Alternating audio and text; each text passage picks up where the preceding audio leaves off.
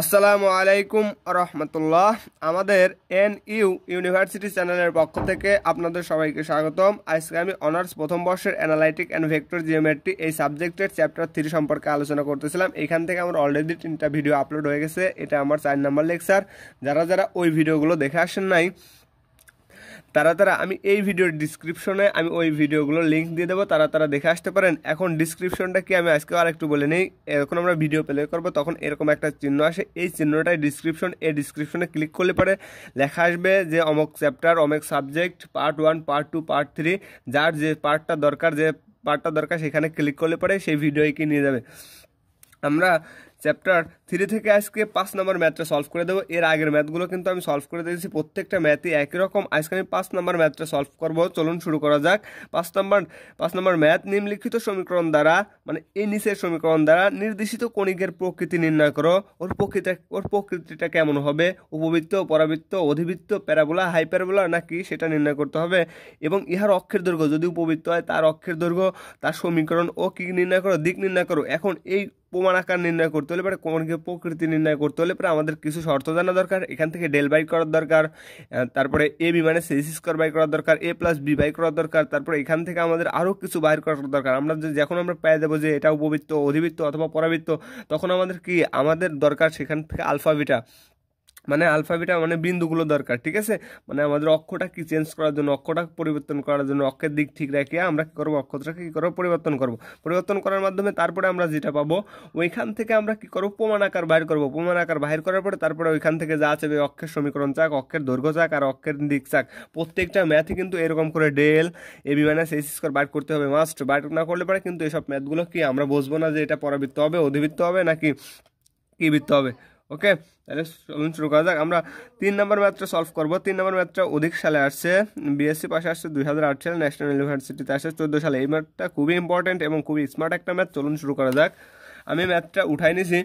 প্রদত্ত সমীকরণ 5x square plus 2xy plus 5y square plus 226x plus 34y plus 65 = 0। ঠিক আছে, ওকে, এটা আমাদের নাম দিলাম কত নং সমীকরণ, 1 নং সমীকরণ। এই সমীকরণকে সবসময় সাধারণ দ্বিঘাত সমীকরণের সাথে তুলনা করা লাগবে। ওকে, 1 নংকে কি সাধারণ দ্বিঘাত সমীকরণের সাথে তুলনা করিয়া পাই, সাধারণ দ্বিঘাত সমীকরণের সাথে তুলনা অথবা সহিত একটা কিছু করলে হলো, সাথে তুলনা করে পাই। তাহলে আমাদের সাধারণ দ্বিঘাত সমীকরণ কিন্তু আমরা সবাই জানি। সাধারণ দ্বিঘাত সমীকরণটা কি? তাহলে আমরা সাধারণ দ্বিঘাত সমীকরণ জানি x square plus 2hxy plus by square plus 2gx plus 2fy plus c equal to কত, 0। এটা আমরা জানি সাধারণ দ্বিঘাত সমীকরণ। এখন এই সমীকরণের সাথে এই সমীকরণের তুলনা করার মানে কি, এখান থেকে এক্স স্কোয়ারের সহগ আর ওই সমীকরণ থেকে এক্স স্কোয়ারের সহগগুলো সমীকৃত করবো। এখান থেকে ওয়াই স্কোয়ারের সহগ, এখান থেকে ওয়াই স্কোয়ারের সহগ, 2xy সহগ, এগুলো সমীকৃত করলে পারে আমরা কি হবে, এটারে কি হবে, তুলনা করতেছি। ওকে, তাহলে আমরা তুলনা করি। এখানে এক্স স্কোয়ারের সহগ এ, তাহলে আমরা এদিক থেকে একবারে সাজায় লিখি এ ইকুয়াল টু কত, এখানে ইকুয়াল টু, তাহলে এখানে এক্স স্কোয়ারের সহগ 5, তাহলে ইকুয়াল টু কত পেলাম, 5 পেলাম। ওকে, ইকুয়াল টু 5। তারপরে আমরা সাজায় লিখবো, একবারে সাজায় লিখলেও হবে, এলোমেলো লিখে দিলেও হবে, সমস্যা নাই। তারপর আমরা বি নেবো, এরপরে বি, এরকম সাজায় লিখবো। তাহলে বি ইকুয়াল টু, এখানে বি ওয়াই স্কোয়ার সহগ বি, তাহলে এখানে ওয়াই স্কোয়ারের সহগ কত, 5, এখানে তাহলে ওয়াই স্কোয়ারের সহগও কত, 5। তারপরে আমরা নেবো সি। ওকে, কনস্ট্যান্ট মান নেবো এ বি সি। সির মান কত, সির মান এখান থেকে কনস্ট্যান্ট সির মান কত, 65, তাহলে সি ইকুয়াল টু 65। তারপরে আমরা নেব এ বি সি, তারপরে নেব এফ নেব। ওকে, যদি আমরা এফ নেই, এফ কত পাচ্ছি, এফ আমাদের এখানে এফ হচ্ছে ওয়াই শক, ওয়াই শক কত, 2f, তাহলে 2f, তাহলে এখানে 2f, তাহলে এখানে ছিল ওয়াই শক, তাহলে এখানে ওয়াই শক কত, 34। তাহলে আমরা যদি 2f = 34 লিখি, 2টা ওই পাশে ভাগ হয়, 34 ভাগ 2, তাহলে ভাগ করলে আমরা কত পাচ্ছি, 17 দুগুণা 34। তাহলে আমরা কত পেলাম, আমরা এফ এর সহগ পেলাম কত, 17। ওকে, তারপরে একইভাবে 2g মানে কিসের সহগ, এক্স এর সহগ 2g, তাহলে এখানে এক্স এর সহগ কত, এক্স এর সহগ 26। তাহলে আমরা 2g = যদি 26 লিখি, g = পাবো কত, 13 দুগুণা 26, 13 দুগুণা 26। তারপরে আমাদের আর কি বাকি থাকলো, A B C F G H বাকি আছে। ঠিক আছে, এইচ ইকুয়াল টু এইচ কিসের শক, এইচ হচ্ছে এক্স ওয়াই শক, এক্স ওয়াই শক এখানে কত আছে 2 আছে, তাহলে 2h ইকুয়াল টু মানে 2h ইকুয়াল টু 2, খালি h ইকুয়াল টু কত 2/2, খালি h ইকুয়াল টু আমরা পাবো কত 1। ওকে, আমরা কিন্তু এখান থেকে আমরা সবই নির্ণয় করে ফেললাম। ওকে, মানে তুলনা করলাম, তুলনা করার পরে এখন আমাদের কি বের করতে হবে, ডেল বের করতে হবে। এই ম্যাথ করতে হলে ডেল কিন্তু মাস্ট, আমি বলতেছি ডেল না ছাড়া কি ম্যাথ করা সম্ভব না। এখন ডেল ইকুয়াল টু কিন্তু আমরা একটা সূত্র শিখে আসছি দ্বিতীয় অধ্যায় থেকে অথবা প্রথম অধ্যায় থেকে শিখে আসছি কত এ বি সি। আমি কিন্তু এই চ্যাপ্টারের প্রথম দিকে খালি সূত্র নিয়ে আলোচনা করছি, 17 মিনিটে একটা ভিডিও দিয়েছি, ওই ভিডিওগুলো দেখে আসলে পরে ওই প্রত্যেকটা সূত্র কিন্তু মুখস্থ থাকা লাগবে। ওকে, মুখস্থ থাকলে পরে এইখান থেকে যেমন ম্যাথ আসুক আর প্রমাণ আকারগুলো জানলে পরে যেমন টাইপের ম্যাথ আসুক প্রত্যেকটা ম্যাথই পারা সম্ভব ইনশাআল্লাহ। A B C plus 2f(h) minus F square minus BG square minus কত সিএইচ স্কোয়ার, এটা হচ্ছে ডেল। আমরা এখন ডেলের কি বসাবো, মানগুলো বসাবো। ওকে, ডেলের মান যদি আমরা বসাই, ডেলের মান বসাই আমরা কত পাচ্ছি, মানে এ বি সি মানে এই চলকগুলোর মান বসাই, এর মান কত 5 গুণ বির মান কত 5 গুণ সির মান কত 17, তারপরে প্লাস 2 এফ এর মান কত এফ এফ এফ এর মান 17 গুণ জির মান কত, জির মান 13 গুণ এদিক থেকে আর কি আছে, এদিক এফ এর মান পেলাম, এইচ এর মান কত 1, এইচ এর মান কত পেলাম 1 পেলাম। তারপরে আমার কত পেলাম এখন মাইনাস এর মান কত, এর মান 5 গুণ এফ এর মান কত, এফ এর মান আমার 17, তাহলে 17 কি স্কোয়ার, 17 স্কোয়ার। তারপরে বিয়োগ বি কত, বি 5 গুণ জি কত, জি 13 স্কোয়ার। তারপরে বিয়োগ সি কত, সি আসতেছে 65, ঠিক আছে 65 গুণ এইচ স্কোয়ার কত, এইচ হচ্ছে 1, তার কত স্কোয়ার। এখন এখানে আমরা যদি এখন ছোটোকালের মতো ক্যালকুলেশন করি, ক্যালকুলেশন করতে কিন্তু ম্যাথ কিন্তু অনেক বড় বড়, ক্যালকুলেশন করবে গেলে আমার অনেক সময় নষ্ট হয়ে যায়। আমি কিন্তু ক্যালকুলেশন করবো না ভাইয়ারা তোমরা ক্যালকুলেশন করে নাও। এখানে যদি আমরা যোগ বিয়োগ করি পাবো কত 200 মাইনাস 288, যার ডেল নট ইকাল টু কত 0, ডেল ইকাল টু কিন্তু 0 নেই, কারণ আমাদের একটা মান আছে, নয় নেগেটিভ নয় পজিটিভ, একটা না একটা মান কি থাকবেই। ঠিক আছে, তাহলে আমরা ডেলের মান কি অলরেডি পেয়ে গেলাম। এবং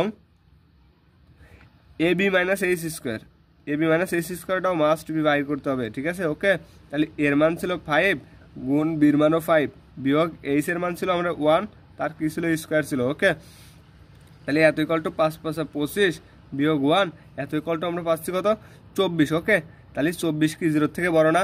আমাদের এখন শর্ত ছিল যদি ডেল নট ইকাল টু 0 হয় এবং A B minus H square যদি গ্রেটার দেন 0 হয়, তাহলে সেটা কি বৃত্ত প্রকাশ করতেছিল, এটা উপবৃত্ত, অধিবৃত্ত না পরাবৃত্ত, কি বৃত্ত প্রকাশ করার শর্ত ছিল, মানে যদি del not equal to 0 A B minus যদি A B minus H square greater than 0 হয়, তাহলে সেটা উপবৃত্ত প্রকাশ করছিল। যদি সেটা A B minus H square less than 0 হয়, তাহলে সেটা অধিবৃত্ত ছিল। যদি A B minus H square equal to যদি 0 হয়, তাহলে সেটা ছিল আমাদের কি পরাবৃত্ত। ঠিক আছে, তাহলে আমাদের এটা কি বৃত্ত প্রকাশ করতেছে, এটা আমাদের উপবৃত্ত প্রকাশ করে। ওকে, তাহলে কি বৃত্ত, উপবৃত্ত প্রকাশ করতেছে। তাহলে আমরা এখন অতএব প্রদত্ত সমীকরণ দ্বারা কি প্রকাশ করে, উপবৃত্ত প্রকাশ করে। অতএব প্রদত্ত সমীকরণ দ্বয় উপবৃত্ত প্রকাশ করে। তাহলে আমরা এটা কি বৃত্ত প্রকাশ করে, এটা আমাদের প্রদত্ত সমীকরণ দ্বারা আমরা পাচ্ছি, এটা একটা কি বৃত্ত প্রকাশ করতেছে, উপবৃত্ত প্রকাশ করতেছে। এখন উপবৃত্তর কেন্দ্র নির্ণয় করতে হবে। ওকে, আমাদের এখন কি নির্ণয় করতে হবে, উপবৃত্তর কেন্দ্র। আমরা উপবৃত্তর কেন্দ্র নির্ণয়ের সূত্র জানি। উপবৃত্ত কেন্দ্র নির্ণয়ের সূত্র আমরা জানি প্রত্যেকটা বৃত্তরই, মানে উপবৃত্ত, পরাবৃত্ত আর অধিবৃত্ত, এটার প্রত্যেকটার মানে উপবৃত্তর কেন্দ্র নির্ণয়ের সূত্র। আচ্ছা, যে বৃত্তরীয় কেন্দ্র নির্ণয়ের সূত্র alpha equal to F H minus BG divided by AB minus H square, beta equal to G H minus F AB minus H square. এটা কিন্তু অবশ্যই মুখস্থ রাখতে হবে। তাইলে আমরা লিখি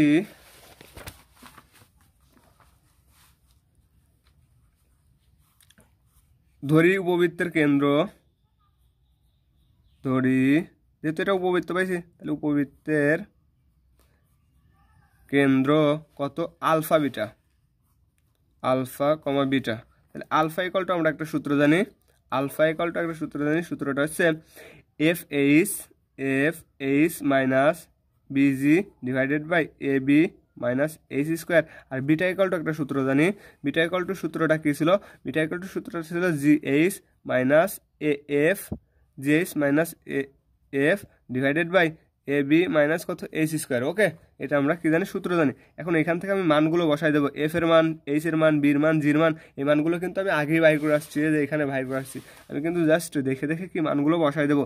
এফ এর মান পাইছিলাম আমি 17 গুণ এইচ এর মান পাইছিলাম 1 বিয়োগ বির মান পাইছিলাম 5, জির মান পাইছি আমি কত? জির মান 13 ডিভাইডেড বাই এর মান পাইছি আমি 5 গুণ বির মানও 5 বিয়োগ এইচ স্কোয়ারের মান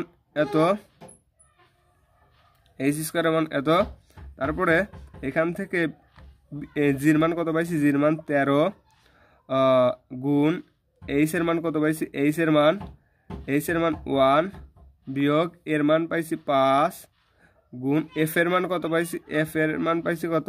17 ডিভাইডেড বাই এখানে কত পাইছি? এখানে এর মান পাইছি 5, এর মান পাইছি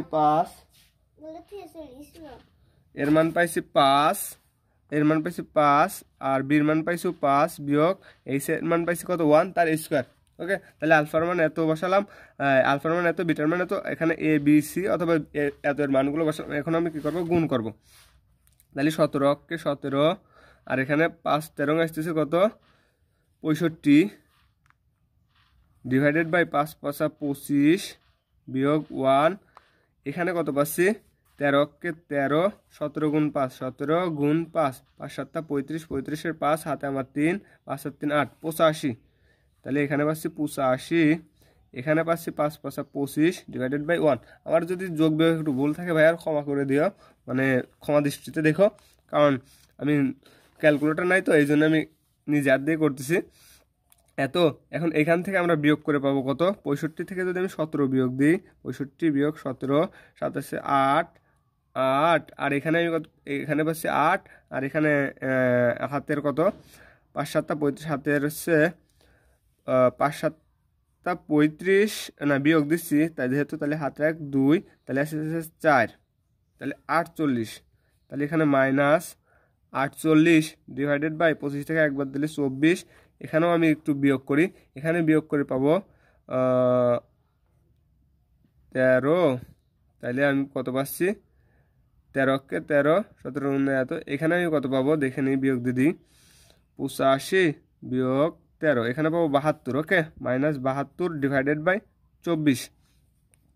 তাহলে এখানেও মাইনাস, এখানেও মাইনাস। তাহলে এখানে 48-এর সাথে যদি আমরা 24-এর ভাগ দিই, 24 দুগুণে 48 মাইনাস 2, এখানে 24 দিয়ে যদি 72-এ ভাগ দিই, 3 24 কত? 72 মাইনাস কত? 3। তাহলে আমরা কিন্তু অলরেডি কি পেয়ে গেছি?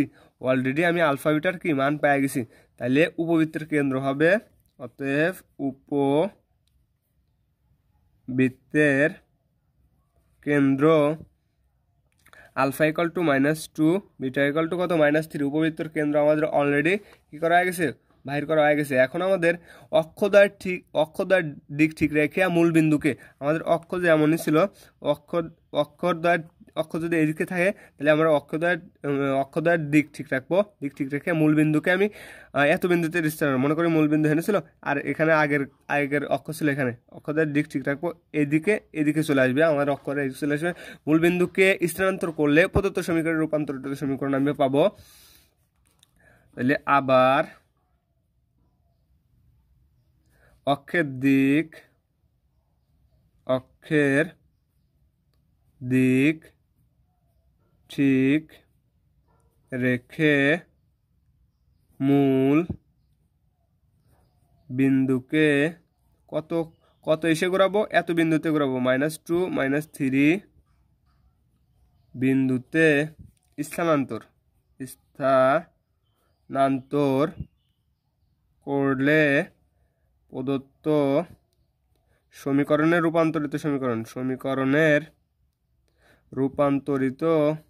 রূপান্তরিত সমীকরণ প্রদত্ত যে সমীকরণ ছিল ওই সমীকরণটা কী হয়ে যাবে? চেঞ্জ হয়ে যাবে। চেঞ্জ হয়ে আমাদের কীগুলো থাকবে, আমাদের থাকবে 5x² plus 2xy plus 5y² plus c1 = কত 0। এই c1 = কিন্তু আগে যে সকল চলকগুলো ছিল, মানগুলো ছিল, এটা কিন্তু সেই c1 মানে কনস্ট্যান্ট বোঝাচ্ছে।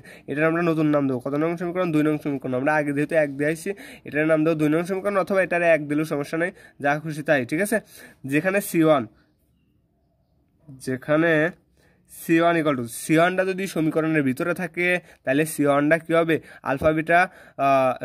Alpha G plus beta F plus c = positive মান আসবে। আর c1টা যদি সমীকরণের বাইরে থাকতো, তাহলে আমরা এটা নেগেটিভ মান নিতাম, ঠিক আছে। ওকে, তাহলে c1 = আলফা জি, এই মানটাও কিন্তু আমাদের মুখস্থ রাখতে হবে, আলফা জি বিটা এফ প্লাস সি।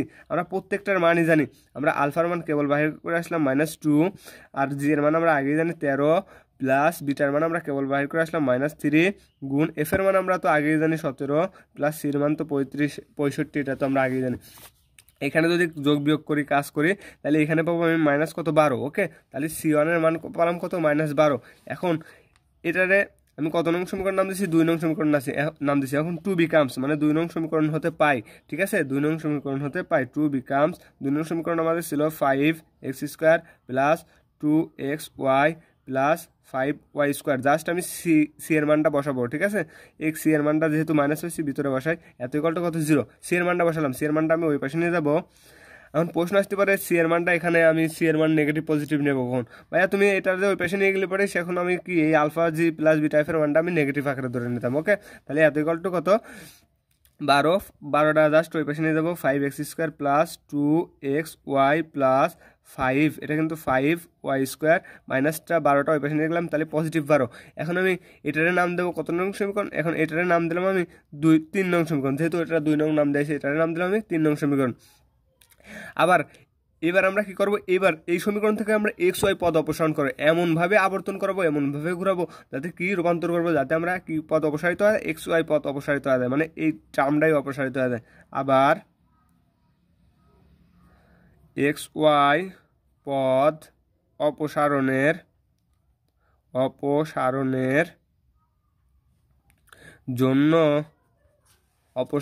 জন্য মানে 3 নংয়ের রূপান্তরিত সমীকরণ, ঠিক আছে।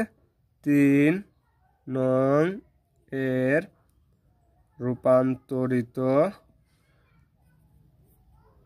সমীকরণ কত হবে? যেহেতু xy পদ অপসারণ আদেশে থাকতেছে, আমরা এই 5টা নেব না, আমরা কনস্ট্যান্ট মান আকারে ধরে নেব। ওকে, তাহলে এই 5-এর বদলে আমরা a1x² plus b1y² equal to, আর সি তো ছিল, সি কনস্ট্যান্ট মানটা ছিল কত? 12, ঠিক আছে। এটা আমরা পেলাম, এটারে নাম দেবো, এটারে নাম দিলাম আমরা কত নং সমীকরণ? এটারে নাম দিলাম আমরা 4 নং সমীকরণ, ঠিক আছে। মানে আমরা xy পদ অপসারণ করার পরে নতুন একটা সমীকরণ পেলাম। এইখান থেকে কিন্তু আমাদের প্রমাণ আকারটা নির্ণয় করতে হবে। সেটা ওই মানে আমরা এটা কি পাইছিলাম? উপবৃত্ত পাইছিলাম। এই উপবৃত্তর কি বাইর করতে হবে? প্রমাণ আকার বাইর করতে হবে। উপবৃত্তের প্রমাণ আকার জানি আমরা কি? x² divided by a² plus y² divided by b² equal to কত? 1। এই যে 1-এর দিকে আগাচ্ছি, সেই 1-এর দিকে আগানোর জন্য আমাদের এত খাটনি করা লাগতেছে। তাহলে এটা আমরা কি পেলাম? xy পদ অপসারণের জন্য আমরা কি পেলাম? নতুন একটা সমীকরণ পেলাম, যেখানে আমরা কিন্তু চ্যাপ্টার 1 থেকে থিওরাম 5 থেকে শিখে আসছি a1 প্লাস b1 অক্ষের দিক রাখিয়া মূল বিন্দুকে এত বিন্দুতে স্থানান্তর করে xy পদ অপসারণ করার পরে আমরা একটা a1 b1 এর একটা মান পাইছিলাম, কত? a plus b। এর মান বসাই দিই, এর মান কিন্তু আমরা 5, আবার বির মানও কি 5 পেয়ে আসছি, অতএব কত পেলাম? 10 পেলাম। a1 প্লাস b1 পেলাম 10। এটার আমরা নতুন একটা নাম দিয়ে দিই, তাহলে ভালো হবে। এটার নাম দিলাম আমরা কত নং সমীকরণ? 5 নং সমীকরণ। ওকে, আবার a1 b1 ইকুয়াল টু একটা মান বাই করছিলাম থিওরাম 5 অথবা 6 থেকে, ab মাইনাস কত বাই করেছিলাম? h²।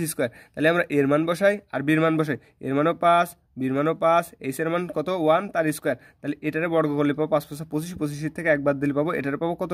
24, ঠিক আছে। তাহলে আমরা a1 b1 এর মান বাই করলাম। এখন আমাদের ওই রূপান্তরিত মানে প্রমাণ আকার বাহির করতে হলে পরে আমাদের a1 মাইনাস b1 এর মানটা আমাদের দরকার, সেটা বাহির করবো, ঠিক আছে। তাহলে আমরা লিখি, অতএব a1 মাইনাস b1, আমরা a1 মাইনাস b1 এর মান বাইর করতে হলে পরে আমরা a1 b1 এর মান বাইর করতে হলে আমরা a প্লাস b লাগবে আর a মাইনাস b লাগবে। যদি a প্লাস b আর a মাইনাস b পাই, তাহলে এই দুইটা সমীকরণ যোগ করে একটা মান পাবো, বিয়োগ করে আর একটা মান পাবো। এই যোগ বিয়োগ করার জন্য আমরা একটু 9-10 এর সূত্র অ্যাপ্লাই করতেছি। তাহলে a1 minus b1 equal to আমরা জানি √9-10 এর সূত্র। মানে এটা তো মূলত ছিল a1 minus b1 whole square, আমরা জানি, আমরা লিখে দিয়ে না, আমরা জানি জানি। Okay, a1 minus b1 whole square equal to জানি আমরা a plus B whole square minus কত 4ab। তাই আমি এখানে a1 minus b1 whole square একবার রুট করে লিখতেছি। তাহলে a1 প্লাস b1 তার হোল স্কোয়ার মাইনাস কত 4ab, ab বলতে a1 b1। ওকে, তাহলে এখান থেকে আমি a1 প্লাস b1 এর মান আমি একটু আগে বাহির করে আসছি। কত বাহির করে আসছি? আমি a1 মাইনাস b1 এর মান একটু আগে বাহির করে আসছি। কত? a1 প্লাস b1 এর মান আমি একটু আগে বাহির করে আসছি 10। ওকে, তাহলে আমি সেটা লিখি 10 স্কোয়ার মাইনাস 4। a1 b1 এর মান আমরা বাহির করে আসছি, a1 b1 এর মান আমরা বাহির করে আসছি কত 24। ঠিক আছে। ওকে, তাহলে 10-এর বর্গ করলে 100 বিয়োগ আর 24-এর বর্গ করলে আমরা পাবো 96। 24 থেকে 100 থেকে 24 বাদ দিলে 4-এর বর্গ করলে পরে আমরা পাবো কত 2, মানে 4-এর মানে রুট করলে আমরা পাবো 2। ঠিক আছে, যেহেতু এটা জটিল মূল তাহলে আমরা কীভাবে প্লাস মাইনাস কত পেলাম 2 পেলাম। ওকে, তাহলে অতএব আমরা এখন a1 b1 এর মান বাই করবো। তাহলে a1 প্লাস b1 এর মান পাইছি আমরা 5 নং না 3 নং সমীকরণ থেকে এটা পাইছি 10। আবার a1 মাইনাস b1 এর আমরা মান পাইছি, এটা পাইছি প্লাস মাইনাস কত 2। ঠিক আছে, যোগ করে এই সমীকরণটা কি করে যোগ করে এখানে লিখে দিই, যোগ করে, অথবা দুইটা সমীকরণ থেকে পাইছি এটাও লিখলে হবে, আমি যেমন আগের মধ্যে লিখছিলাম, কোনো সমস্যা নেই। ঠিক আছে, তাহলে যোগ করলে পরে এটা আর এটা vanish two a1 equal two, আমরা প্রথমে যোগ চিহ্ন নিচ্ছি, মানে যোগ চিহ্ন নিয়ে যোগ করে, হ্যাঁ, পজিটিভ চিহ্ন নিয়ে। তাহলে এখানে কিন্তু আমি পজিটিভ চিহ্ন নেব, নেগেটিভ চিহ্নটা কিন্তু নেব না। ঠিক আছে, তাহলে এটা কাটি দিই, তাহলে 12। ওকে, তাহলে 10 আর 2 12। তাহলে এখান থেকে a1 ইকাল টু পাবো 12 divided by 2, a1 equal two পাচ্ছি কত 6। আমি এখানে আর একটা মান নিয়ে নিই, তাহলে আমার জায়গাটায় স্বল্পতা, তাহলে অনেক ভালো হবে। এবার লিখবো বিয়োগ করে, এখানে টান দিই, a1 plus b1 equal two 10, a1 minus b1 equal two, এবার বিয়োগ চিহ্ন নেব, বিয়োগ চিহ্ন নিয়ে বিয়োগ করে, তাহলে বিয়োগ করলে পরে নিচের রাশির আমরা জানি কি হয়, নিচের রাশির চিহ্নের পরিবর্তন হয়। ওকে, নিচের রাশির চিহ্নের পরিবর্তন হয়। তাহলে a1 চলে গেল, a1 চলে গেলে থাকতেছে 2b1 equal to 2b1 equal to আমরা কত পাচ্ছি? ঠিক আছে, যেহেতু আমরা যোগ করছি তাহলে আমরা কি করব, এবার আমরা বিয়োগ করব। ঠিক আছে, তাহলে বিয়োগ করে কত পাচ্ছি, তাহলে বিয়োগ করে আমরা পাবো এখান থেকে একটা মান পাবো, বিয়োগ করলে পারে যদি আমরা কত বাদ দিই, এখান থেকে যদি আমরা 10 থেকে 2 বাদ দিই তাহলে 8, b1 ইকাল টু কত পাচ্ছি, আর b1 ইকাল টু পাচ্ছি 8 divided by 2, b1 equal two পাচ্ছি আমরা 4। ঠিক আছে, আমরা b1 ইকাল টু কত পেলাম 4 পেলাম। তাহলে a1 ইকাল টু পেলাম আমরা কত 6 আর b1 ইকাল টু পেলাম 4। ঠিক আছে, আমাদের আরেকটা মান বের করতে হবে, যেহেতু এই সমীকরণ থেকে একটা যোগ করে পাইছি, আরেকটা কি করে পাচ্ছি, বিয়োগ করে পাইছি। ঠিক আছে, একটা যোগ করে একটা বিয়োগ করে, একবার পজিটিভ চিহ্ন নিয়ে একবার নেগেটিভ চিহ্ন নিয়ে আমরা এত পেলাম, মানে দুইবারই, মানে সরি, আমি এখান থেকে দুইবারই পজিটিভ চিহ্ন নিই তাহলে ভালো হবে, দুইবারই পজিটিভ চিহ্ন নিই, তাহলে এখানে সে বিয়োগ, তাহলে বিয়োগ করলে পরে 8, মানে এইটার ক্ষেত্রে আমি দুইটা মান বাই করলাম, কিসের ক্ষেত্রে, যোগ নিয়ে, আবার বিয়োগ নিয়ে দুইটা মান বের করতে হবে। এবার বিয়োগ চিহ্ন নিয়ে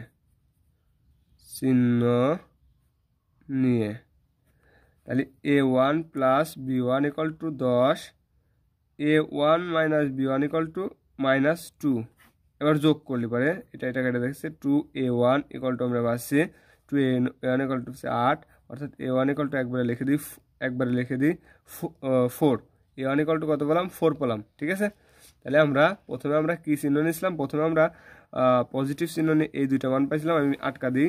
এবার আমরা নেগেটিভ চিহ্ন নিয়ে কি করতেছি, একবার যোগ করলাম একবার বিয়োগ করি, তাহলে a1 plus b1 equal two 10, a1 minus b1 equal two কত -2। এবার আমরা বিয়োগ করবো, বিয়োগ করলে আমাদের নিচের রাশির কী হবে, চিহ্নের পরিবর্তন হবে। হ্যাঁ, ওকে, নিচের রাশির চিহ্নের পরিবর্তন, তাহলে এটা কেটে গেল 2b1 ইকাল টু 10 আর 2 12, অর্থাৎ b1 ইকাল টু একবারে লিখে দিলাম কত 6। আমরা পজিটিভ চিহ্ন নিয়ে দুইটা মান পাইছি, এই একটা আর এই একটা, এটা কিন্তু কাটা না, এই একটা আর একটা, a1 equal to 6, b1 equal to 4, আর নেগেটিভ চিহ্ন নিয়ে পাইছি a1 equal to 4, b1 equal two কত 1 তো দিনই, b1 ইকাল টু কত, b1 ইকাল টু 6। ঠিক আছে, তাহলে অতএব আমরা লিখি দুইটা প্রমাণ আকার হবে, যেহেতু দুইটা মান বাড়াচ্ছি প্লাস মাইনাস দুইটার ক্ষেত্রে।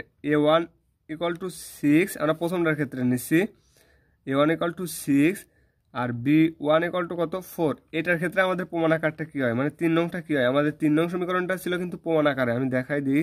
আমাদের 3 নং তো না, আমি কত নং যেন ধরছিলাম প্রমাণ আকার, এটা হ্যাঁ এটা ধরছিলাম 4 নং সমীকরণ, ঠিক আছে। 4 নং সমীকরণের প্রমাণ আকার, তাহলে আমি 4 নং লিখি। 4 নং সমীকরণের প্রমাণ আকারটা কেমন আসে আমাদের। 4 নং সমীকরণটা কত ছিল, 4 নং সমীকরণটা ছিল আমাদের 4 নং কই গেল, 4 নং সমীকরণটা ছিল A1x²।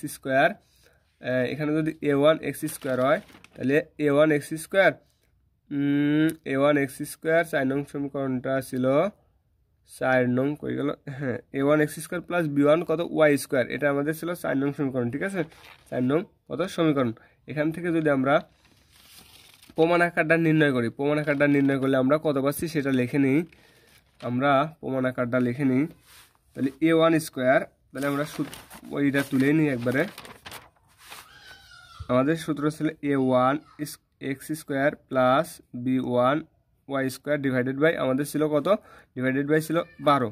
আমরা A1 প্রথমে নিয়েছিলাম 6x² প্লাস B1 ছিল কত 4। আমরা কিন্তু প্রথমে দুইটা নিয়ে করতেছি, A1 = এত, B1 = এত হলে পরে তাহলে B1 y² = কত 12। আমরা উভয় দিকে কী দ্বারা 12 দ্বারা ভাগ করবো, যেহেতু আমাদের x² divided by a² constant লাগবে, plus y² divided by b² এত কত লাগবে 1 লাগবে। তাহলে আমরা সেই প্রমাণের দিকে আগাই, ওই পক্ষে আমরা 12 দ্বারা ভাগ করি।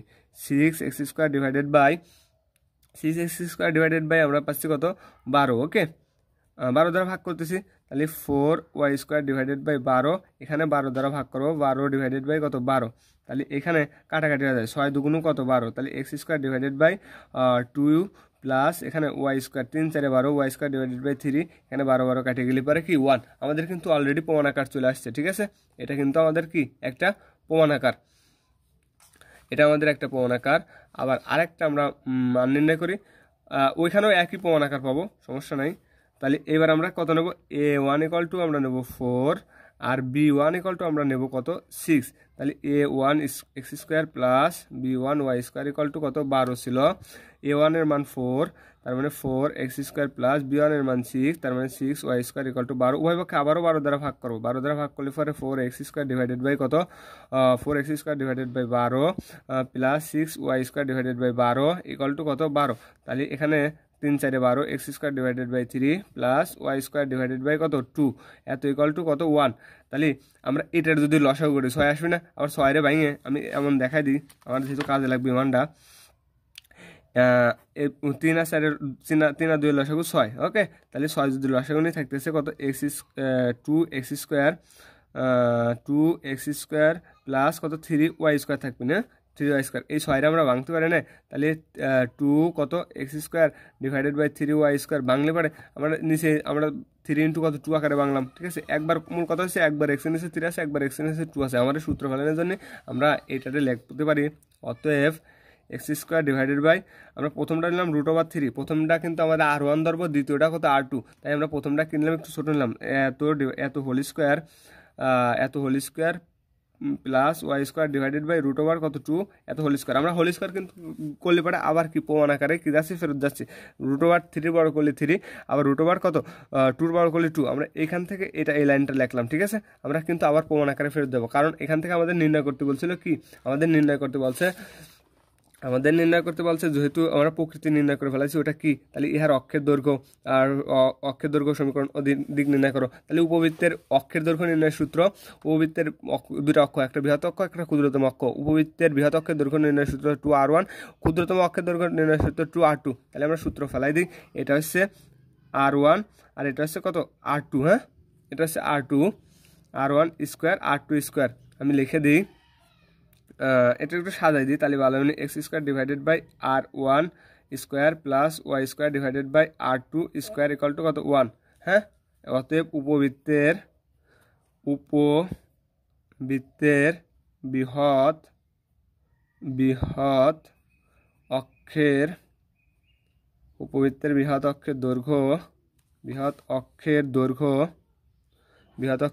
2r1 = আমরা r1 এর মান জানি কত আমরা জানি 2r1 উপবৃত্তের বৃহৎ অক্ষের দৈর্ঘ্য, r1 জানি আমরা √, কত 3, ঠিক আছে। তাহলে 2 × √3 উপবৃত্তের ক্ষুদ্রতম অক্ষের দৈর্ঘ্য নির্ণয় জানি 2r2, ওকে। 2r2 জানি কত, r2 জানি আমরা √2, √2, তাইলে 2r2, এটা কিন্তু স্কোয়ার নেব না, এটা কিন্তু 2r2 তার হোল স্কোয়ার, কিন্তু আমাদের সূত্র হচ্ছে 2r2। তাহলে এখানে 2 কত √2, আমরা উপবৃত্তের কী পেলাম, উপবৃত্তের বৃহৎ অক্ষের দৈর্ঘ্য পেলাম, উপবৃত্তের ক্ষুদ্রতম অক্ষের দৈর্ঘ্য পেলাম। আবার আমাদের নির্ণয় করতে বলছে যে বৃহৎ অক্ষের সমীকরণ, ঠিক আছে। কিসের সমীকরণ, বৃহৎ অক্ষের সমীকরণ। আমরা বৃহৎ অক্ষের সমীকরণ জানি a - 1/r1 square x - alpha plus h × y minus কত বিটা ইকুয়াল টু কত 0। এটা হচ্ছে উপবৃত্তের বৃহৎ অক্ষের সমীকরণ। ক্ষুদ্র অক্ষের সমীকরণ a - 1/r2 square x - alpha plus h × y minus beta equal to কত 0। এটা হচ্ছে ক্ষুদ্রতম অক্ষের সমীকরণ। তাহলে আমরা লিখে দিই, আমরা তার আগে একটু লিখে নিই কাজ, মানে a আর b আকারে একটু মান বাই করে নিই। আবার আমাদের একটা সমীকরণ পাইছিলাম 5x² প্লাস 2xy প্লাস 3 নং না 2 নং হতে পাইছিলাম এত ইকুয়াল টু কত, এত ইকুয়াল টু আমরা পাইছিলাম 12, হ্যাঁ, এত ইকুয়াল টু 12। এখান থেকে আমরা একটু সাজাই নিই, a b c আকারে সাজাই নিই, যেহেতু আমাদের a লাগবে আবার h লাগবে, এই আকারে সাজাই নিই। তাহলে এটারে যদি সাজাই, আমরা উভয়পক্ষে 12 দ্বারা ভাগ করি, তাহলে 5/12, এখানে পেলাম x² প্লাস 2/12, এখানে পেলাম xy প্লাস 5/12, এখানে পেলাম কত y² ইকুয়াল টু, এখানে 12 দ্বারা ভাগ করলে 1, হ্যাঁ। তাহলে যেখানে এক্সটা তো ax² ছিল, তাহলে এটা বড় হাতের a ডিভাইডেড বাই 5/12, তারপরে এখানে এখানে তো ছিল, ইকুয়াল টু কত 2/12 কত 12 না, এখানে তো 12 ছিল, আরও 12 দ্বারা ভাগ করবো, ঠিক আছে। 12 দ্বারা ভাগ করলে পরে গুণ দিয়ে উল্টো যায়, 12 দুগুণা কত আসবেনি 24 আসবেনি, ঠিক আছে। 12 দুগুণা 24, তাহলে 24টা আমরা যদি 2 দিয়ে ভাগ করি তাহলে আসবেনি 1/12 কত 12, 1/12। তারপরে এইখানে আমরা কত পাচ্ছি, এখানে এটা হচ্ছে বি, তাহলে বি ইকুয়াল টু আমরা কত পাবো, যেহেতু বড় হাতের বি লাগবে, বি ইকুয়াল টু আমরা পাবো 5/12 কত 12, ঠিক আছে। 5/12। এই বৃহৎ অক্ষের সমীকরণ নির্ণয় করতে আমাদের এই সবগুলো কাজে লাগবে। একটা একটু সময় বেশি লাগতেছে। অতএব বৃহৎ অক্ষের সমীকরণ, বৃহৎ অক্ষের সমীকরণ কেবলই দেখালাম a - 1/r1 square into x minus alpha plus h × y minus কত বিটা ইকুয়াল টু কত 0। আমরা দেখে দেখে মানগুলো বসাই দেবো। আমরা এর মান কেবল বাই করলাম 5/12 বিয়োগ r1 এর মান বাই করে আসছি 1/√3, আমাদের ছিল 1/√3, ঠিক আছে। আমাদের ছিল √3 স্কোয়ার, উপরে কিছু ছিল না, মানে কত ছিল 1 ছিল, তাহলে 1/√3 তার স্কোয়ার ছিল, তাহলে এটাতে যদি আমরা বর্গ হলে পাবো 1/3 x মাইনাস আলফার মান আমরা পাইছিলাম কত, আলফার মান ছিল -2, সেই মাইনাস আর এই মাইনাসে প্লাস কত 2 প্লাস, তারপরে এইচ এর মান কত পেলাম, এইচ এর মান একটু আগে বাইর করে আসলাম 1/12, তারপরে ওয়াই মাইনাস আর বিটার মান পাইছিলাম আমরা -3, প্লাস কত 3, আমরা কিন্তু আগে বাইর করে আসলাম, আমার কিন্তু এখনো মনে আছে, হ্যাঁ তোমাদের মনে রাখতে হবে, অথবা দেখলে পরে যাচ্ছে, দেখে দেখেই তো করা যাচ্ছে। তাহলে এখানে আমরা একটু জাস্ট লসাগু করি, 3 আছে 12, লসাগু 12, তাহলে 5 বিয়োগ 4, এখানে x প্লাস 2 প্লাস এখানে 1/12, এখানে থাকবে y প্লাস কত 3 ইকুয়াল টু কত 0। আমরা এইখান থেকে থাকতেছে 1/12 x প্লাস 2 প্লাস এখানে 1/12 y প্লাস কত 3 এত ইকুয়াল টু 0। এখান থেকে আমরা যদি কত কমন নিই, এটা তো 12, এখান থেকে যদি আমি 12টা কী আকার আছে, 12টা গুণ আকার আছে, কমন নিয়ে গুণ থাকলে ওই পাশে নিয়ে ভাগ করে দিলে পরে আমরা লাস্টে থাকবে না, আমি একবারে কমন নিয়ে নিই 1/12 x plus 2 plus Y plus কত 3 ইকুয়াল টু কত 0। 12টা ওই পাশে নিয়ে ভাগ করলে 0, তাহলে x plus 2 plus Y plus 3 equal to 12, এখানে থাকতেছে x প্লাস ওয়াই প্লাস কত 5 ইকুয়াল টু কত 0। তাহলে আমরা অলরেডি একটা কি পেয়ে গেছি, অলরেডি একটা সমীকরণ পেয়ে গেছি। আমাদের আরেকটা সমীকরণ বাইর করতে হবে, ক্ষুদ্র অক্ষের সমীকরণ। অতএব ক্ষুদ্র অক্ষের সমীকরণ আমরা কি জানি, ক্ষুদ্র অক্ষের সমীকরণ জানি আমরা a - r2 স্কোয়ার, হ্যাঁ আমি লিখে দিই a মাইনাস কত, আমাদের সূত্রটা কি ছিল, সূত্রটা ছিল এ মাইনাস r2 স্কোয়ার হবে A minus 1 divided by r2 square into X minus alpha plus H into Y minus কত বিটা ইকুয়াল টু কত 0। আমরা এর মান পাইছি কত 5 ডিভাইডেড বাই 12 বিয়োগ r2 ছিল হচ্ছে √2 2 স্কোয়ার করলে পরে আমরা 2, তাহলে 1 ডিভাইডেড বাই 2 এক্স মাইনাস এটার মান ছিল আলফার মান ছিল -2 মানে +2 প্লাস এইচ ইন্টু ওয়াইয়ের মান ছিল -3 +3 ইকুয়াল টু কত 0। তাহলে এখান থেকে যদি আমরা একটু সাজাই নিই, এখানে যদি 12 লসাগু নিই, আমরা কাজ করে একবারে থাকবে না, একবারে লিখে দিই -1/12 মানে লসাগু করে 12 থাকবে না এক্স প্লাস 2, এখানে থাকবে না ওয়াই, এখানে থাকবেন ওয়াই এর মানটা বসান মানে এর মান 1 ডিভাইডেড বাই কত 12, আর এখানেও থাকবে নি প্লাস 1 ডিভাইডেড বাই কত 12, আর এখানে ওয়াই প্লাস কত 3 ইকুয়াল টু কত 0। তাহলে এখানে -12 যদি আমি লসাগু নিই, -12 যদি লসাগু নিই তাহলে আমার কি থাকতেছে ওকে, অথবা খালি 12 যদি আমরা কিনি মানে কমন নিই তাহলে আমরা থাকবে -x -2 plus Y plus 3 equal to 0। এখানে আমরা পাচ্ছি মাইনাসটা যদি কমন নিই তাহলে মাইনাসটা কমন নিলে পর এক্স যেহেতু ওয়াইটা প্লাস ছিল তাহলে মাইনাস হবে, আর 3 থেকে যদি আমরা 2 বাদ দিই তাহলে আমরা পজিটিভ ওয়ান পাবো, সেই পজিটিভ ওয়ানটাও আমাদের কী হয়ে যাবে -1 হয়ে যাবে, এত ইকুয়াল টু কত 0।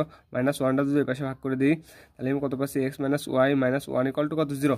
ঠিক আছে, এখন আমাদের আরও একটা কিছু নির্ণয় করতে বলছে এবং আমাদের বৃহৎ অক্ষের ডাল নির্ণয় করতে বলছে। ঠিক আছে, বৃহৎ অক্ষের কত ডাল, বৃহৎ অক্ষের ডাল আমরা জানি এক্স এর সহগ ডিভাইডেড বাই কি সূত্রের একটা মাইনাস, এই যে এখান থেকে একটা ডাল নির্ণয় করবো, এখান থেকে একটা ডাল নির্ণয় করবো, মাইনাস সূত্রের মাইনাস এক্স এর সহগ ডিভাইডেড বাই ওয়াই সহগ, এখানে পাচ্ছি মাইনাস কত 1। আবার ক্ষুদ্র অক্ষের ডাল, ক্ষুদ্র অক্ষের ডাল আমরা জানি সূত্রের একটা মাইনাস এক্স এর সহগ ডিভাইডেড বাই কিসের সহগ ওয়াই সহগ, তাহলে এক্স এর সহগ কত আছে মাইনাস, তাহলে সেই মাইনাস ডিভাইডেড বাই আরেকটা আমাদের মানে এক্স এর সহগ মাইনাস ছিল, তাহলে এখানে পাচ্ছি আমরা পজিটিভ 1। ঠিক আছে, তাহলে আমরা এক্স এর সহগ একটা পজিটিভ মানে আমরা বৃহৎ অক্ষের ডাল পেলাম হচ্ছে -1, ক্ষুদ্র অক্ষের ডাল পেলাম পজিটিভ 1। অতএব উপবৃত্তের অক্ষসমূহ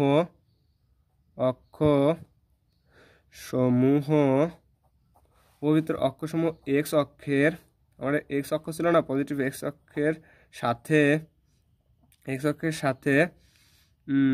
যথাক্রমে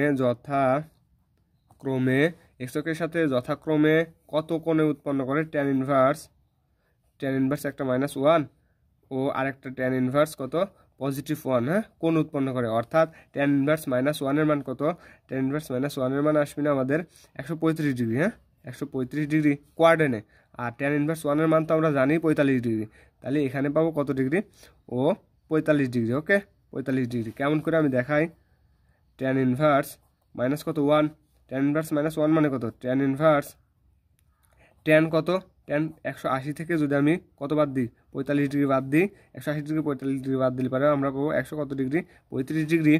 আবার ট্যান কত, ট্যান ইনভার্স 1 তার মানে ট্যান ইনভার্স ট্যান কত 45 ডিগ্রি, হ্যাঁ ট্যান কত 45 ডিগ্রি, তাহলে ট্যান চলে যাচ্ছে, ট্যান ইনভার্স মানে 1/tan আর এখানে ট্যান কেটে যায়, তাহলে আমরা পাচ্ছি এখানে কত 45 ডিগ্রি। ওকে, তাহলে এখানে ট্যান ইকুয়াল টু খালি পাবো কত ডিগ্রি 45 ডিগ্রি।